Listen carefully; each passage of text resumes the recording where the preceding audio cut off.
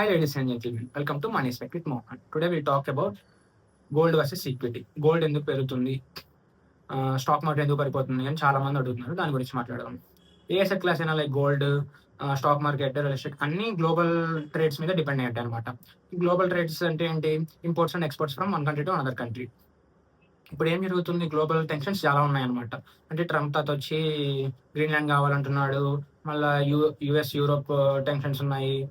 Iran, Israel issue, Ukraine, Russia issue ఇవన్నీ జరుగుతున్నాయి కదా! వీటి వల్ల వచ్చేదేంటంటే ఎక్స్‌పోర్ట్స్, ఇంపోర్ట్స్ మీద దెబ్బ పడతదనమాట. అంటే కావాల్సినవన్నీ యథావిధిగా జరగవనమాట. అప్పుడు ఏమవుతదంటే మార్కెట్స్ అన్నీ కొలాప్స్ అవుతా ఉంటాయి. అప్పుడు ఏమవుతదంటే మన ఇన్వెస్టర్స్ ఉంటారు కదా! ఇన్వెస్టర్స్ అందరూ తీసేస్తారు. మార్కెట్ కొలాప్స్ అవుతున్నది కాబట్టి ఇన్వెస్టర్స్ ఈక్విటీ మార్కెట్స్‌లో అంతా తీసేసి ఆహ్, గోల్డ్ మీద ఇన్వెస్ట్ చేస్తుంటారనమాట. అందుకే గోల్డ్ వర్సెస్ ఈక్విటీ అని అన్నాను. గోల్డ్ పెరుగుతా ఉంది అంటే స్టాక్ మార్కెట్ పడిపోతా ఉంటది. మాక్సిమం ఇలాగే జరుగుతది. నాట్ ఆల్‌వేస్ మాక్సిమం ఇలాగే జరుగుతా ఉంటది. రీసెంట్‌గా బాగా పెరిగింది కదా! దేనివల్ల అంటే లాస్ట్ 5 డేస్‌లో ఎఫ్ఐఐస్ ఫారెన్ ఇన్‌స్టిట్యూట్ ఇన్వెస్టర్స్ ఉంటారు. వాళ్ళు 10,000 క్రోర్స్ ఇండియన్ మార్కెట్ నుంచి విత్‌డ్రా చేసేసుకున్నారనమాట. బై చేసేసి గోల్డ్‌లో ఇన్వెస్ట్ చేశారు.